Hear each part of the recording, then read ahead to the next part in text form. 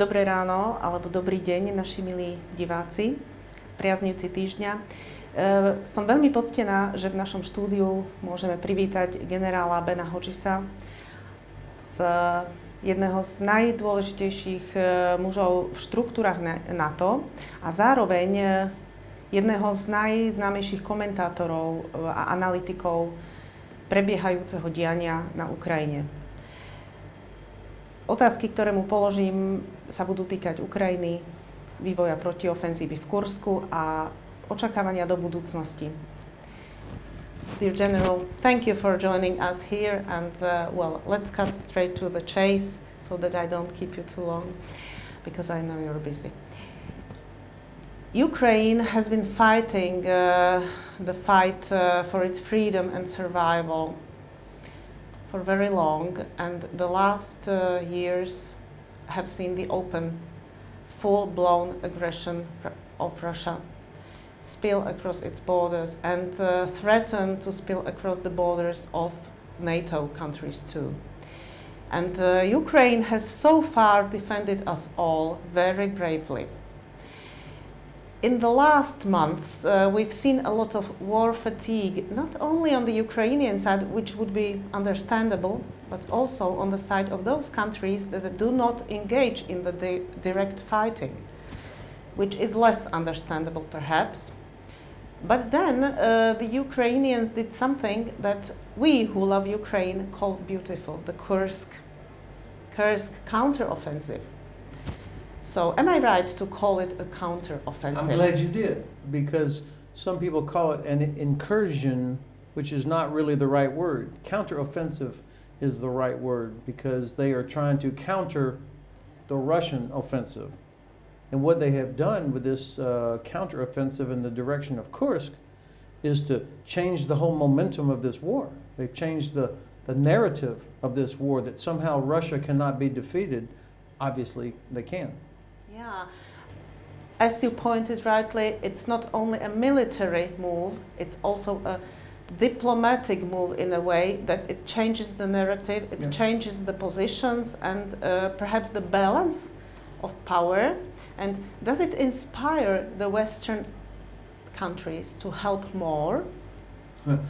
It certainly inspires me to see the General Staff take such a professional, calculated risk to use what is required in the east, in Pokrovsk, in order to have enough force to launch this counteroffensive. I mean, I think years from now, people are going to be pointing to this as, wow, that really was a turning point in the conflict.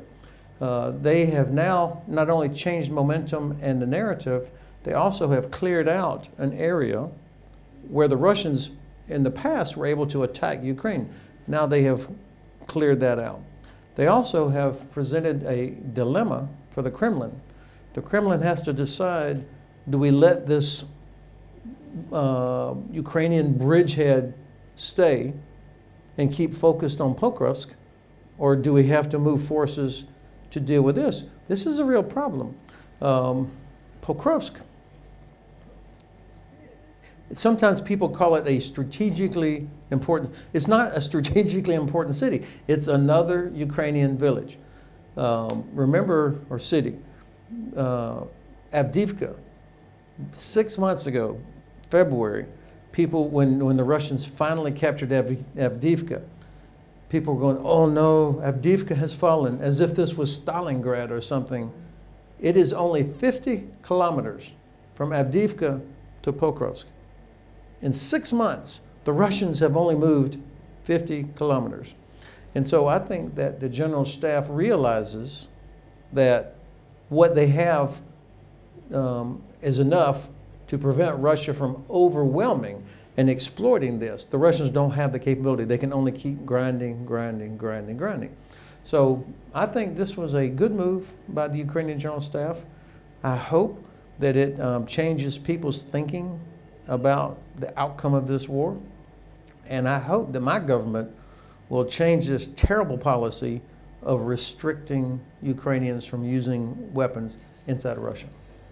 Yes, this is actually a terrible move, and the Ukrainians justly point to this as as a great grievance, because they say, oh, you protect Ukrainian Russian military sites more than you protect Ukrainian civilians. That's exactly right. Why?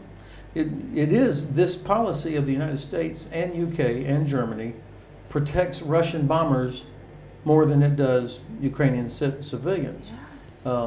Now, I think this bad policy is the result of the U.S. administration not having a clear objective of what they want to accomplish. If the objective was, we want Ukraine to win this war, to defeat Russia, then we would not have dumb policies like this. We would be giving Ukraine everything they need. But I think the administration is, for two reasons, doing this. Number one, they are excessively scared that Russia might use a nuclear weapon. I think there's zero chance that Russia uses a nuclear weapon, zero, because there's no benefit for Russia. Russia's benefit only comes from the threat. So we are playing into their hands. The second reason that the administration does not provide more help is because I think they are scared that if Ukraine is so successful that the Putin regime collapses, and they are scared of that outcome. I think we should plan for it, not be scared of it, plan for it. What happened after 1989 at the end of the Soviet? Only good things. Only good things. Initially, at least. That's right. And if we had planned, if we had anticipated that, perhaps we could have been in a much better place where you would not have a few oligarchs getting control of everything. So why don't we plan for the possibility of a Russian collapse? Of course, we want to know where the nuclear weapons are, who controls the oil and gas infrastructure, but I don't know why we're scared of that. So I think we're missing an opportunity. Exactly, exactly. Great point, because we didn't plan for the demise of the Soviet Union, and perhaps this was, as you pointed out, the reason even bad things happened as a result of that. You know, I remember from the very start of the full-blown war, we were pointing out in our magazine, and many other people were pointing out, where is the clear strategic point? Where's the end game Washington has, and NATO has, and the allies have? What do we want? Do we want Ukraine to win? We want Ukraine to win, but do we hear it from the White House? No. And it's still the same situation? It's still the same, unfortunately. It's very frustrating, let me say it like that. It's very frustrating because I think it's bad analysis. The problem is, all the Russia experts in the administration are the same ones from previous times, and they've been wrong for years. They have miscalculated, misunderstood, and been mistaken about how to deal with Russia. That they don't realize that Russia only respects strength. Instead, they keep like, oh, Russia's a great power, we should be very careful, we want to deal with them after the war, and I think that's the wrong approach. Even though countless examples prove that this... Over and over. Yes, so I can't understand it, and even here at Globsec, it pains me that I haven't heard the words, you know, I have heard the words that we support Ukraine as long as it takes. To do what? Yeah, exactly. To win. That is the word Ukrainian victory, actually, it doesn't resonate, does it? No. They have, our leaders, our political leaders need to explain to all of our populations why it's to our benefit that Ukraine defeats Russia, that Russia is forced to live inside its own borders. Europe would be so much better if Russia stayed in their own borders. If we don't defend sovereignty, if we don't defend international law, if we don't defend human rights, if we don't defend freedom of navigation, then Russian aggression will be rewarded and encouraged, and we'll keep having to deal with it. And even worse, the Chinese will see that we don't have the political will to do what it takes to defend those things. And then we're going to have a much bigger problem. So what this war in Ukraine is about more than just Ukraine. Yeah. I'm glad you mentioned the Chinese, because in the US there is a strong, powerful lobby of people who say, well, we cannot fight two countries, we cannot fight on two fronts. So we shouldn't help Ukraine so much, because then we lose the capability to prepare for Chinese attack. Well, as you rightly pointed out, it's actually connected. So don't they know this? Or is it some kind of other political game? Whoever says first that we cannot fight two wars has no understanding of history, and they have no understanding of power, and they have no understanding of the importance of alliances, why we have allies and friends around the world. So that's the first part. The second part is the best way to not have to fight China is for China to see us defeating Russia. That would be deterrence. For China to see us and all of our European allies sticking together, helping Ukraine defeat Russia. Not only will that deter China, it also will isolate Iran, because Iran has no friends in the world. So if you can imagine, with Iran watching Russia be defeated, Iran will be isolated, and they will be less capable to support Hezbollah, Hamas, and the Houthis. So if we think strategically how all these things are connected, defeat Russia first is the key. Yeah. Do you see Ukraine in any foreseeable future going nuclear? I would understand that, because Ukraine was forced to give up its nuclear weapons in exchange for clear promises of protection. And those promises actually weren't fulfilled. So, not by the United States, not by UK, not by Russia. Yeah. So what do we incur from that? Well, I can imagine that the Ukrainians at some point will say, okay, we're going to have to be like Israel. Yeah. We're going to be, since we're isolated here and the West is abandoning us, specifically the US, UK, Germany, France, are not willing to help them, and then they will say, we have to do what Israel does. We have to get our own nuclear weapon. We have to start doing assassinations around the world. We have to start doing all of these things to protect ourselves, because we cannot depend on anybody else. That's actually a sad future for Ukraine, Not but perhaps a the good only one. Yeah, and you know, but it's not isolated geographically like Israel is, you know, among its foes. So why doesn't NATO do more things for Ukraine, like close its sky? You know. Well, I think that the nations, you could do it without it being in NATO, because, to be honest, I think there are some countries in the alliance that would prevent what you suggested. But that doesn't mean that countries on their own, in a bilateral or multilateral way, outside of NATO, could not do more to help Ukraine to close their skies, or but instead we're going the wrong direction. After the Russian Air Force knocked down an American drone over the Black Sea, we backed away from Crimea. Why would we do that? Why would we reward illegal behavior by the Russians? That's international airspace. And now we have basically backed away. I don't understand that. Well, what's the biggest technological, you know, every war brings much suffering and many, many bad things. But there are some technological and perhaps strategic points that are discovered in that war. I think the thing you said about drones, well, Ukraine has shown us that even without a navy, it can like half destruct the Russian Navy.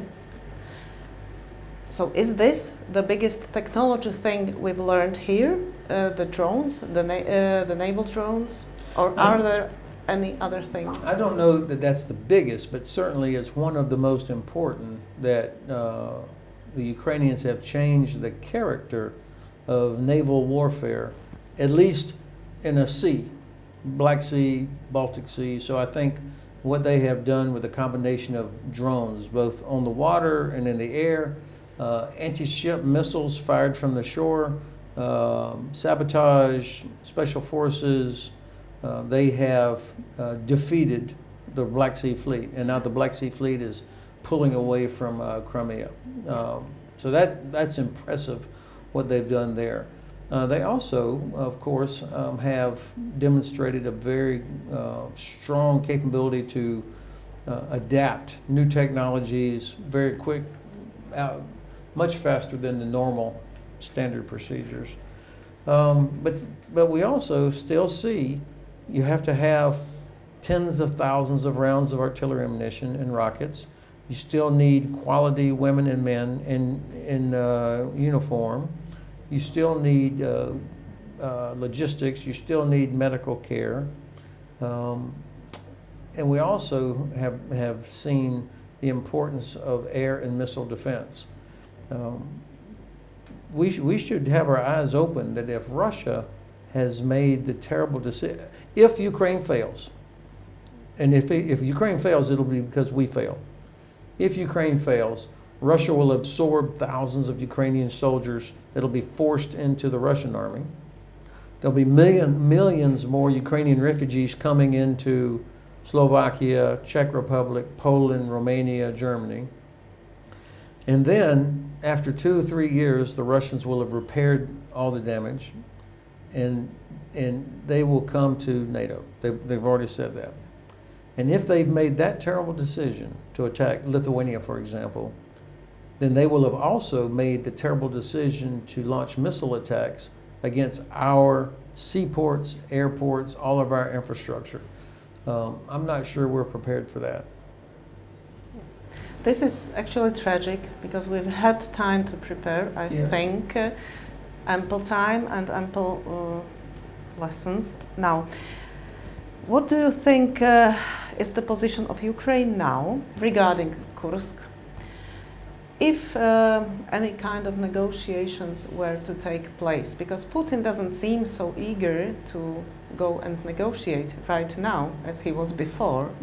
So, do you think this changed the position of Ukraine so much and altered the balance of power so much that Putin might be forced to give up the occupied lands of Ukraine? Well, certainly this is a possibility now that Ukraine has occupied a significant amount of Russian territory, and they're going to continue doing this until the Russians are able to stop them. I think that Ukraine knows that if they agree to an outcome where Russia retains Crimea, there's nothing good about that for Ukraine. There's nothing good for us, the West, if Russia keeps Crimea, because if Russia keeps Crimea, that means Ukraine will never be able to really totally rebuild. And so big investors are not going to put a lot of money into Ukraine, which means that millions of refugees will continue to be looking for places to live in the West, including Slovakia. It means that grain and energy shipments will continue to be disrupted. That affects prices for all of us. So I don't see anything positive that would come out of a negotiated settlement where Ukraine is forced to give up Crimea, for example. And I don't think that the Ukrainians are interested in doing that themselves. I think that vast majority of Ukrainians are committed to continuing to fight for their sovereignty. They know what happens when these criminals from the Russian army show up at their village. They know what happens. And actually, I think the Russians are the ones that are in trouble right now. If you think about it, this war started more than 10 years ago. After 10 years, with every advantage, Russia still only occupies about 18% of Ukraine. And now Ukraine is inside Russia. Yeah. After 10 years, with every advantage, the Black Sea Fleet defeated. The Russian Air Force failed to achieve air superiority. The Russian army, they're on their 3rd generation because everybody else has been killed. So when I look at the fact that they could only move 50 kilometers in 6 months, and Pokrovsk is a place of course, the Russians want to capture it here. I think the mission, they have to capture it by 1 September. That's tomorrow. Which year? Yeah. So they're not going to capture it by 1 September, of course. And but even if they did, so what? Yeah. You know, I mean, the Ukrainians just pull back to the next and continue to bleed the Russian forces while they expand their bridgehead up inside Kursk, Belgorod, Bryansk, all of these areas, and continue to disrupt the Russian gas infrastructure, continue to threaten the nuclear power plant in Kursk. So I think the Kremlin has a real problem on their hands. They do, they do. The last question. Well, I live in a country that is now, well, has a troubled government, and the government is trying to become more autocratic by every day. Well, I think autocrats are one of the worst risks we are facing this time, because they have security ramifications, diplomatic ramifications, and it's something that should be addressed globally. At the same time, I don't know if the allies, the Western allies, have time and capacity and energy to think about small countries like Slovakia in any other terms than, well, this is a black hole of Europe, as Madeleine Albright once said, and dismiss it. So I don't know. Do you think there should be a bigger strategy to counter autocrats like Viktor Orbán, like Robert Fico in Slovakia, like, you know, Babiš might be one day here in Czechia? So, of course, it would not be appropriate for me to comment on the internal politics of an allied country, of Slovakia or Czechia. But you'll find a way. But I do believe, you know, when I look at your this magazine cover of yours, that's exactly what's happening. Yeah. Is that you've got internally, we've got Donald Trump is a huge threat, as well as the Chinese and the Russians. Of course, they hate the idea of that. Oh. They hate that, and so the best thing that we can do in the United States to protect democracy and liberal democratic values that releases the potential of young people, that lets people live their lives, achieve what their own good hard work and luck gives them, and their talent. We have to live up to our own talking points. Right now, I can imagine my friends in Slovakia and the Czech Republic looking at the U.S. and like, what's going on there?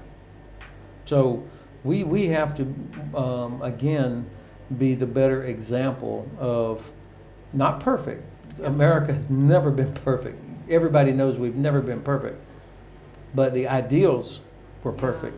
And we have to, people have to be confident that we're going to protect those ideals and we're going to live up to those again. And so, of course, you know, we have an election here in about less than 10 weeks in the United States. It's going to be very important. Thank you, General. I'm so honored to have you speak here and to our viewers. Thank you for the privilege. You.